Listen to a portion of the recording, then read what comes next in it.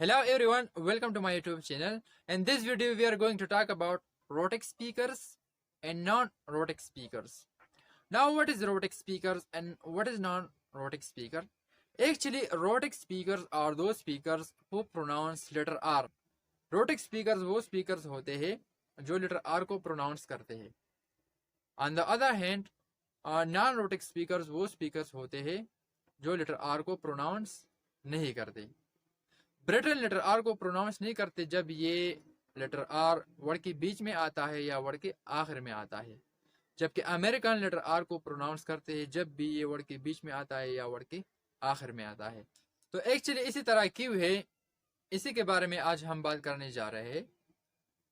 English की आगाज तो ब्रिटेन से हुई थी, ये तो हम जान गए हैं, लेकिन 1850 में ब्रिटेन के लोग मॉडर्नाइज हो गए, लोगों में तब्दीली आ गई.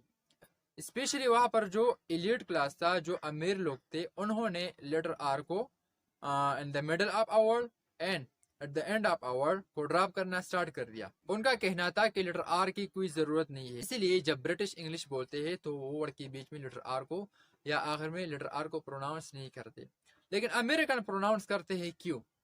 क्योंकि इंग्लिश तो भी स्प्रेड हो गई है ब्रिटेन से. जब ब्रिटेन ही प्रोनाउंस नहीं करते तो अमेरिकन लेटर आर को क्यों प्रोनाउंस करते? तो हुआ कुछ यूं था कि 1850 से पहले ब्रिटेन के कुछ कॉलोनाइजर ने ब्रिटेन को छोड़ दिया था और अटलांटिक ओशन को क्रॉस करके वो अमेरिका पहुंच गए थे. तो उसी वक्त ब्रिटेन में भी आर को बोला जाता था. लोग ब्रिटेन में भी लेटर आर को प्रोनाउंस करते थे either in the middle of our R at the end of our, चाहे वर्ड के आखिर में हो या वर्ड के बीच में हो, लेकिन 1850 से पहले वो लेटर आर को प्रोनाउंस करते थे. और जो कॉलोनाइजर गए थे, जो अमेरिका को अपने कब्जे में लाना चाहते थे, जब वो जा रहे थे तो उसी वक्त लेटर आर प्रोनाउंस होता था. तो जब वो अमेरिका पहुंच गए, वहां पर रहने लगे, सेटल होने लगे, अमेरिका को कॉलोनी बनाने में कामयाब हो गए, तो वो लेटर आर को प्रोनाउंस करते थे. क्योंकि इन दोनों कॉन्टिनेंट्स के बीच में अटलांटिक ओशन है और अटलांटिक ओशन का फासला 5000 किलोमीटर से भी ज्यादा है. तो उसी वक्त तो इस तरह फास्ट ट्रेवलिंग नहीं था जिस तरह आजकल है. तो उन्हें पता ही नहीं चला कि जहाँ से हम ये जबान लाए हैं, इंग्लैंड से हम ये जबान लाए हैं, वहां पर लेटर आर उन्होंने ड्रॉप कर दिया है.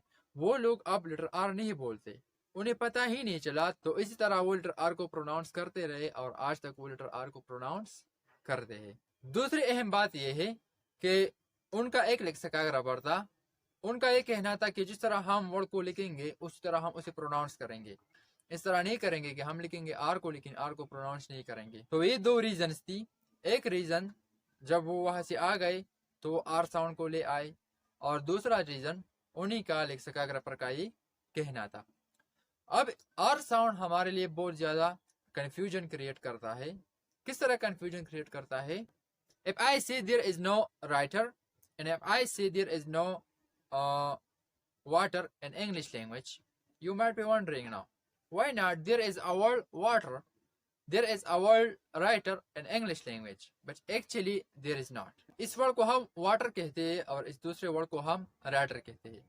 लेकिन वाटर ना तो अमेरिकन इंग्लिश में वाटर है और ना ब्रिटिश इंग्लिश में वाटर है, ना अमेरिकन इंग्लिश में राइटर है और ना ही ब्रिटिश इंग्लिश में राइटर है.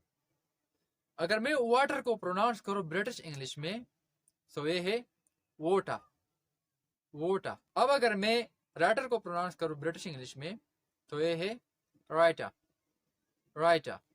Do you understand me?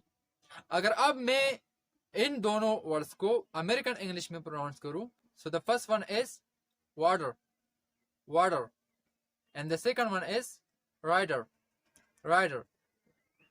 जब लेटर टी दो वर्ड के बीच में आता है तो अमेरिकन वहां पर letter T letter D pronounce करता.